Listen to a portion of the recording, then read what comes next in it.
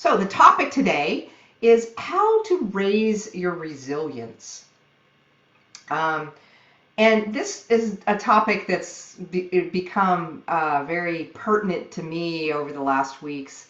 I found that I've been really caught in all of the fear and the contraction that's happening in the United States and in the world with the coronavirus, with economic challenges, with the upcoming election, other things that are going on that I honestly don't have a lot of control over. Yet I find myself being pulled away by them and getting caught in the web of fear as well. And so what I wanted to come on today and share with you is a tool that I discovered that really helps me align back into what I really want and let go of the fears and get really clear on why I'm reacting the way that I'm reacting. So first I want to start with just a couple of breaths to get us all centered and in the same space for us to talk about this. So sitting, if you can, sitting with your feet flat on the floor, maybe your hands resting in your lap, and you can either soften your eyes, gazing down towards the tip of your nose, or maybe close your eyes, and just start with a deep breath in, breathing consciously into the back of your heart, opening up the space in the back of the heart, and exhaling out any residue of the past, anything that you're hanging on to. And then breathing in again, this time into the front of the heart, nice deep breath in,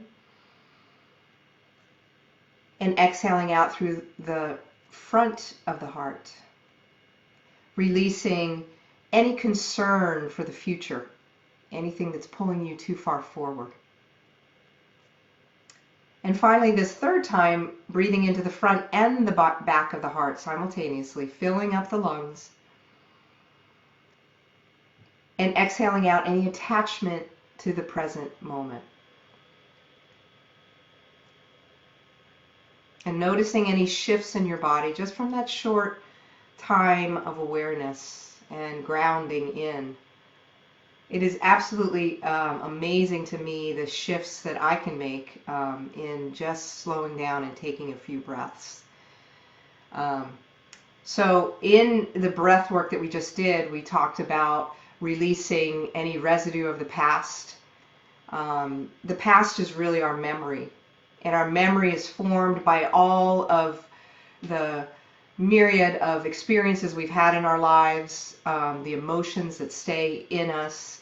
It's like those grooved paths that you often hear about. I always think of the analogy of a ski slope that, you know, you get to the top of the mountain and the ski run is all set for you and you know which way to go. And sometimes that's, you know, for your own safety and for your own good, and sometimes it's taking you to places that are familiar but may not serve you. So when we're releasing the residue of the past, it's releasing those memories and making room for new possibilities.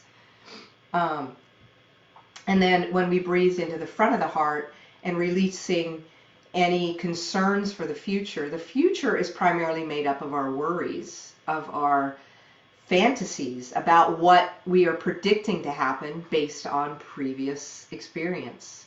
If you know that every time you are near a bee, and because you're allergic, you get really tensed up, then you're going to anticipate that even just hearing the sound of a bee. Now, you know, that's not probably the best example because you should actually have fear of a bee if you are allergic to it.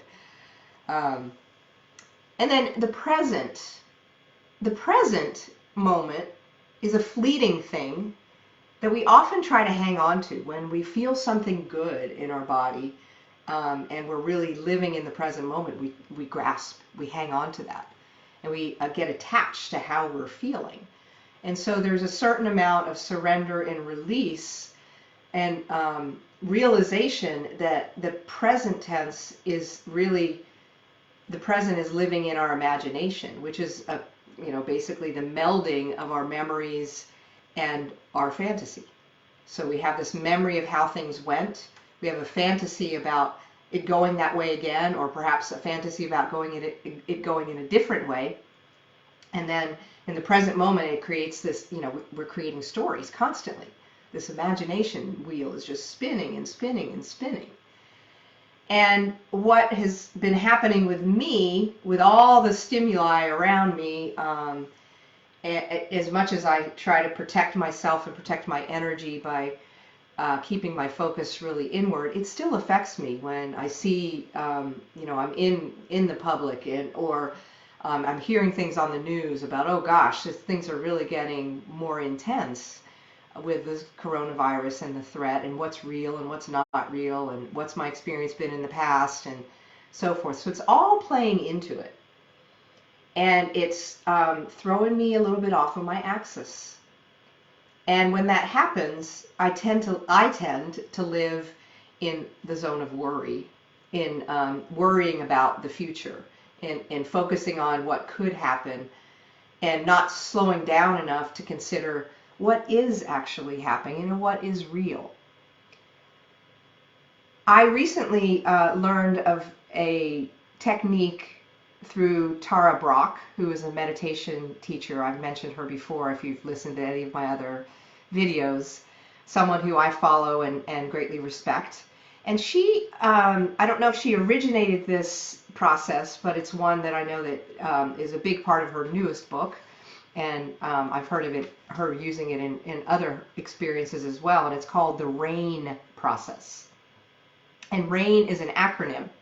And we're going to go through each of the steps of RAIN together so that you can see how it works. So essentially, anytime you're going through some sort of emotional difficulty, this is a way to slow yourself down and check back in to get your bearings straight and get really clear on what is real, instead of what's fantasy, what's your imagination, or what's your clinging to what is presently happening. So the first word, the first letter of RAIN is R, and that is about recognizing. So it's coming into your breath, recognizing what it is you're feeling, stepping back enough, what's really going on, what's really happening, where do I feel the sensation in my body, what is it that's causing me to feel worried or feel angst or feel anger. I notice that too, that as when I get fearful, I get a little kind of testy, a little angsty, and that is feeling like things are out of my control. So if you slow down and really, what's going on with me right now? My eyes are darting around, my stomach is getting tight, my palms may be sweaty.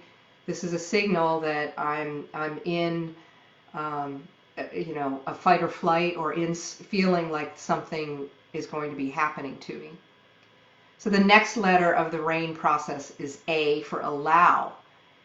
And the tendency is once we recognize what happens, our voice of judgment shows up. So we start to say, I shouldn't be feeling this. I've got to shift out of this. Oh, what can I do? Oh my gosh. Or numbing away from it, turning to something that, so you don't have to think about it anymore. And so the beauty of allow is settling in and just letting it be without the judgment. And it can be whispering to yourself, I'm safe, I'm here, everything's okay, giving yourself a little bit of reassurance to recognize and allow whatever is showing up to show up. So once you get through recognizing, allowing, then you move into investigate. And this part is really critical. It's figuring out what is really true. I can, remember going yesterday into this panic about I'm going to be traveling in a couple of weeks and trying to make a decision about whether that's a smart thing to do, to be in the airport, and wondering if I really am a person at risk. Is my immune system compromised because of the stress that I've been under and the sicknesses that I've had? And so my mind was starting to wander into, oh my gosh, I am, high risk for the virus, and I need to be smart and think ahead, because in times in the past I haven't thought ahead. So in the investigate, it's stepping back again, taking a breath. The breath is what's going to bring us into the present moment, and asking, is this really true? Is this really true? is there really a threat happening to me right now? Is it really true that I'm at high risk? And that is it really true even that in the past I've made decisions that have put me at risk? So allowing the space to, what is it that I need? Asking yourself, what is this telling me? What do I need? What am I believing? And is it true? And then finally moving into nurture. Nurturing with self-compassion. Imagining that you're talking to a young child and soothing them. Maybe you say to yourself, it's okay. I love you. You're safe. I love you. I'm listening. It can be taking a breath. It can even be placing your hand on the heart or on the belly or even on the back of your neck, on the place where it feels like the pain is coming from. Just even placing my hand on my heart makes me breathe deeper. So having that effect on yourself is a beautiful way of building up your ability to be in the present moment and to be exactly with what is. So I really like this process. It can be done either through meditation. It also can be done in a standalone situation where you just stop for a moment and you're like, okay, what's going on here? Am I going to allow it in? Where is this coming from? Is it an old belief? Is it a true threat? What do I need? Where is my awareness? And what can I do to nurture myself, to bring myself out of it? So what this will do is keep you more aware of bringing in more affirming thoughts, more life-affirming thoughts, rather than staying in the zone of fear or zone of uncertainty. I find this especially helpful in stressful moments when I feel overwhelmed by taking on too much. That's something that I work on all the time, is making sure that I'm not overextending myself and allowing the time to breathe and to slow down. So this is a great practice. I think I'm going to put a little comment in, a little section in the comment that links to some more information about this RAIN process so that you can dig a little bit deeper into it. I'd love to hear your comments or even your techniques to get you back on track if you find that you're pulling yourself out of alignment. Resilience is, that ability to bounce back, that ability to not go down into the depths that perhaps you've been down before, keeping yourself at a neutral level instead of lowering your vibration, and then figuring out a way to raise your vibration even higher. Oh, there's so much more I could talk about on this. I just wanted to give you this little nugget today.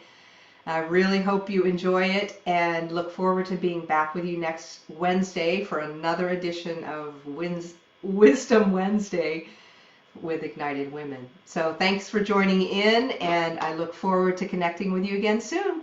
Bye for now.